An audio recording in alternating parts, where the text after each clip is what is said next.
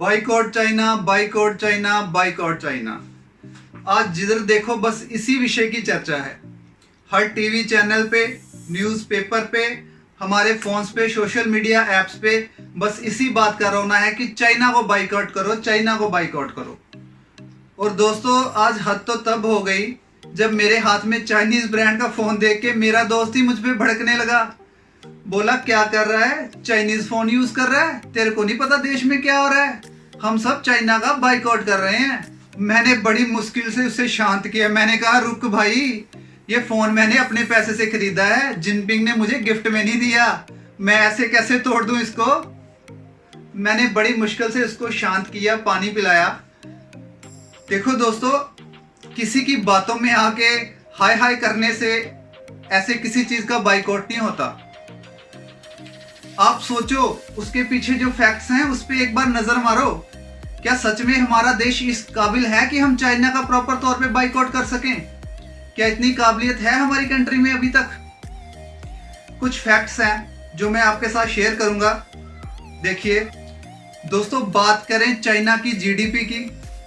आपको पता है चाइना की जीडीपी 14 ट्रिलियन की है और हम भारत अभी 5 ट्रिलियन होने के सपने देख रहा है। और बात करें खिलौना इंडस्ट्रीज की, चाइना और इटली ने मिलके 80% जो खिलौना इंडस्ट्रीज है उस पे कब्जा किया हुआ है। और हमारे देश की जो 40% इंडस्ट्री थी पिछले 5 सालों में बंद हो चुकी हैं, और जो 20% हैं वो भी बंद होने की कगार पे हैं। और बात कर ले मेडिसिन की, आपको पता है 70% जो मेडिसिन में इंग्रेडिएंट होता है वो चाइना से हमारे देश में आता है।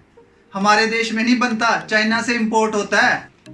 और बड़ी बात, जो चाइना हमें भेजता है, चाइना अपने पूरे निर्यात का सिर्फ 2% इंडिया में भेजता है, और हम चाइना को अपने कुल निर्यात का 8% भेजते हैं। तो खुद सोच लो कितना बड़ा प्लेटफॉर्म है उनके पास, कितनी बड़ी स्ट्रॉन्ग पॉलिसी है उनकी। और मैं कुछ बड़ी कंपनियों के नाम आपके साथ साझा कर रहे हूं जो धड़ल्ले से बहुत जोर शोर से चल रही हैं इंडिया में। कोई रोकने वाला नहीं है, कोई इंडियन कंपनी उनको टक्कर देने वाली नहीं है। जैसे बिग बास्केट, फ्लिपकार्ट, मेक माई ट्रिप, ओला, पेटीएम, स्विगी, जोमैटो, पॉलिसी बाजार, ओयो होटल्स, ऐसे नाम लेने लोगों का तो बहुत सी कंपनी है भाई, बहुत लंबी वीडियो हो जाएगी। तो दोस्तों, आज मैं इन सब के बारे में नहीं, आज मैं सिर्फ इंडिया में स्मार्टफोन इंडस्ट्रीज की बात कर रहा हूं। इंडिया में चाइनीज और दूसरी विदेशी कंपनियां जैसे कि MI, Vivo, Oppo, Infinix, one plus, Realme और कुछ और भी हैं जो चाइना की नहीं है, जैसे कि सैमसंग, एप्पल, ये सब विदेशी कंपनी हैं दोस्तों।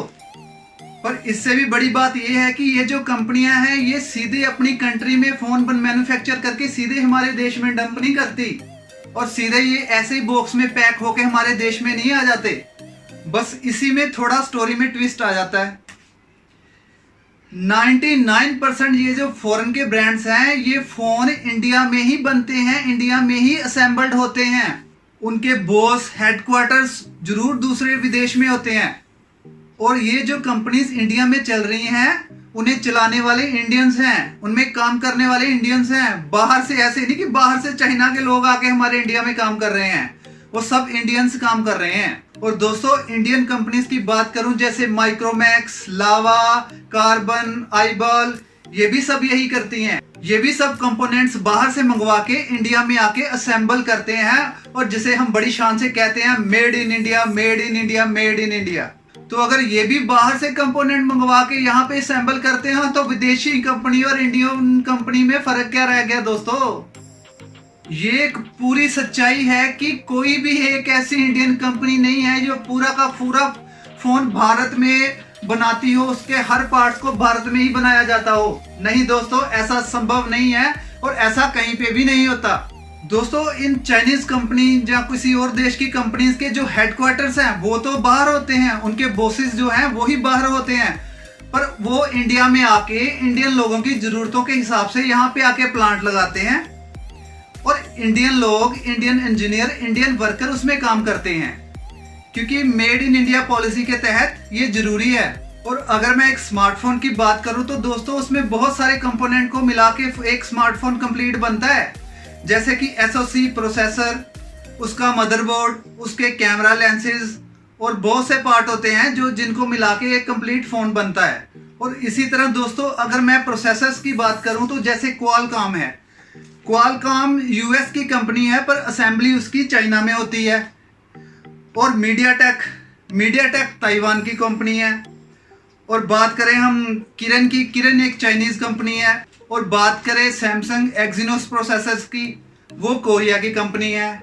और दोस्तों इन प्रोसेसर्स की शुरुआत यानी कि सेमीकंडक्टर्स जो इन सभी कंपनी को मुहैया करवाती है वो TSMC कंपनी है जो कि ताइवान की है। वहां से प्रोसेसर की शुरुआत होती है और अलग अलग देशों में जाते हैं। और ऐसे ही कैमरा सेंसर्स की बात करें तो दोस्तों जो सैमसंग के सेंसर्स हैं, कैमरा सेंसर्स हैं, वो कोरिया में बनते हैं और बाकी कुछ चाइना में और कुछ ताइवान में बनते हैं। और ऐसे ही दोस्तों कुछ पार्ट किसी देश से, कुछ कंपोनेंट किसी देश से मंगवा के कंपनियां एक जगह इकट्ठा करके उनको असेंबल करती हैं। ये किसी एक देश का काम नहीं है।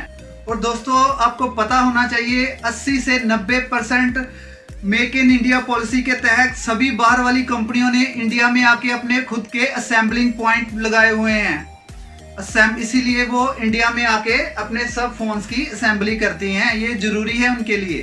और इन सब कंपनियों से टैक्स कौन लेता है? इंडियन गवर्नमेंट लेती है। और हम जो जीएसटी देते हैं दोस्तों, अभी कुछ टाइम पहले 12% से लेके स्मार्टफोन पे 18% कर दिया गया। कौन देता है?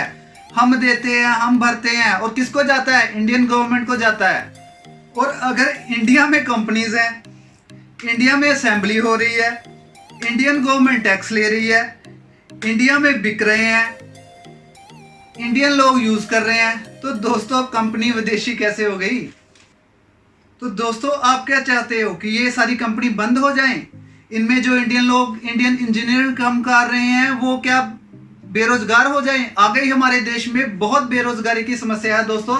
आप क्या चाहते हो जो वर्कर में काम कर रहे हैं उनको सैलरी ना मिले? और कंपटीशन की वजह से आज जो हम एक 10,000 रुपए के फोन में इतने फ्लैगशिप फीचर्स का मजा ले रहे हैं वो कैसे है? वो कंपटीशन की वजह से ही है। अगर दोस्तों ये कंपनी ही इंडिया से चली गई तो क्या हम एप्पल का फोन लेंगे जिसकी शुरुआत की कीमत ही 40,000 रुपए से होती है दोस्तों?